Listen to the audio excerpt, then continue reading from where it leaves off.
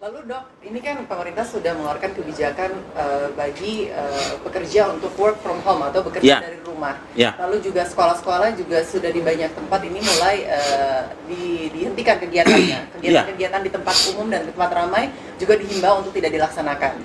Apakah keputusan pemerintah ini sudah tepat untuk mencegah penyebaran virus COVID ini semakin meluas di Indonesia? Oke, saya akan kembali lagi ke konsep awal tadi bahwa hal paling indah dari virus itu adalah sekali lepas atau nggak sengaja lepas gitu, itu nggak akan ada satupun manusia di dunia yang bisa menghentikan.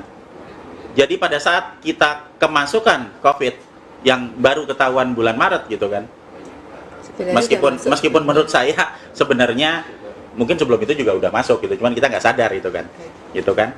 Nah begitu udah masuk ke satu lokasi, maka itu akan tersebar ke semua wilayah.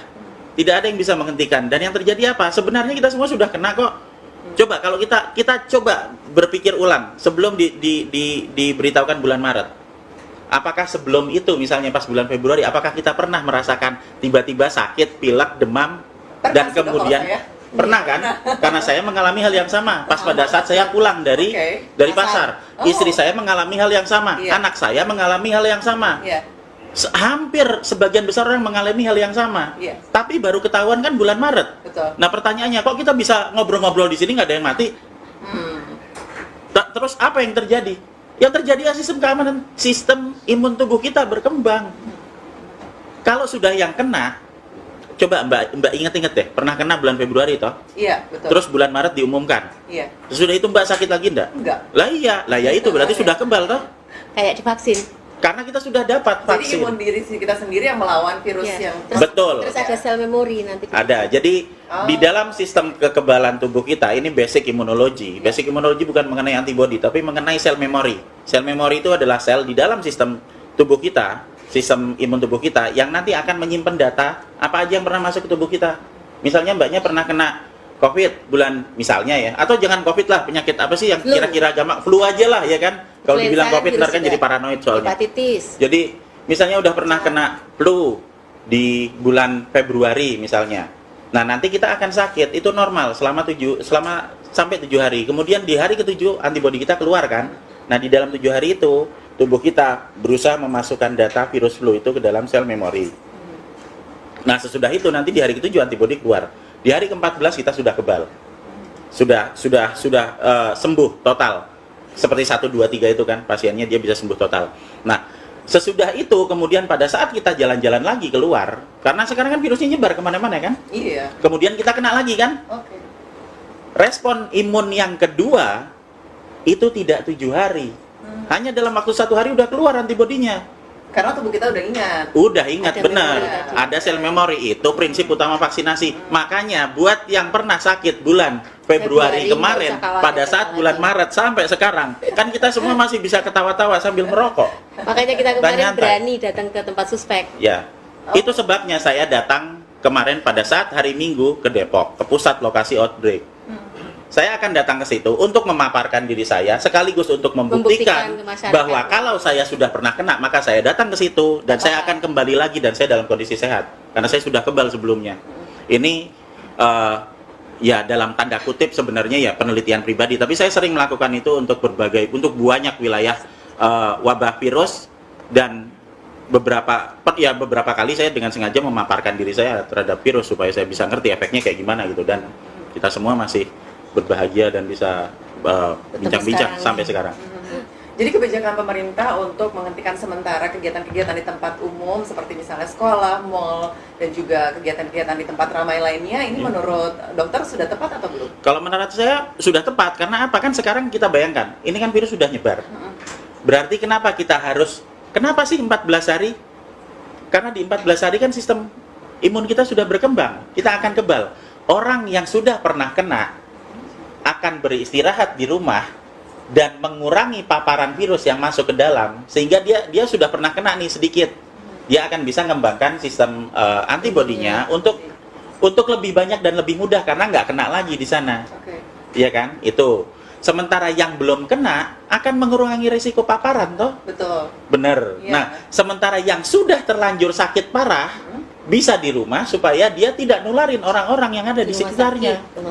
Jadi kalau dibilang kita mau apa istilahnya, kita menjaga diri di dalam rumah, ya kan, membatasi kegiatan sosial atau kegiatan berkumpul, menurut saya sudah tepat. Dan ini bukan lockdown, bukan, sama sekali bukan lockdown. Jadi orang-orang kan bilangnya heboh, wah ini ada lockdown seperti itu, seakan-akan seluruh kegiatan berhenti semuanya, total lockdown itu ditutup katanya. Ya, jadi pemahamannya sebenarnya agak keliru ya dok ya, istilah lockdown itu dengan penghentian sementara. Betul sekali, dan kita harus hati-hati dengan term ini ya, karena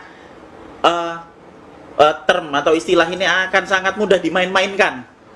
Pembatasan dibilang lockdown, ya kan? Nanti semuanya akan bilang wah ini Indonesia di lockdown. Padahal itu artinya berbeda. Hanya karena masalah pengertiannya aja yang berbeda. Yang kita lakukan sekarang adalah membatasi kegiatan sosial, ya kan? Bahasa Inggrisnya social distance itu kan? Social distance. Ya. Okay. Sementara kalau misalnya yang disebut lockdown itu adalah melakukan karantina terhadap satu wilayah, di mana di wilayah tersebut merupakan sumber penyakit dan sumber penyakit ini belum menyebar.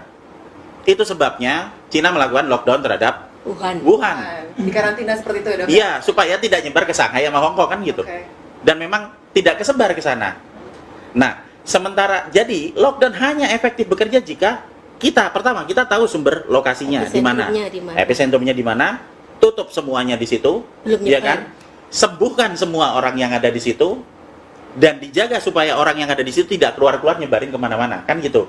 Nah sekarang kita kembali ke Indonesia.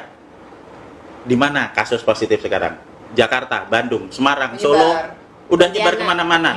Nah apa yang mau di lockdown? Udah nyebar kemana-mana.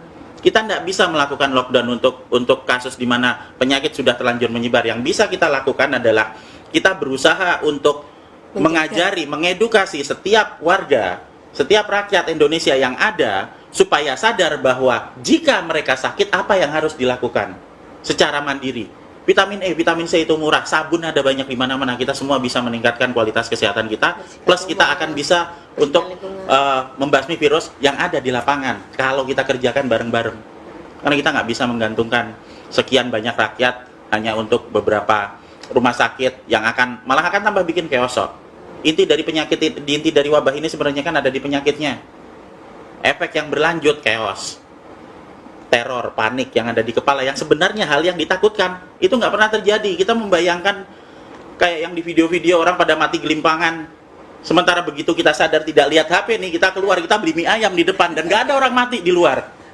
Padahal sudah terbukti video itu hoax, tapi tetap aja masyarakat karena ada ketakutan berlebihan itu ya dok ya.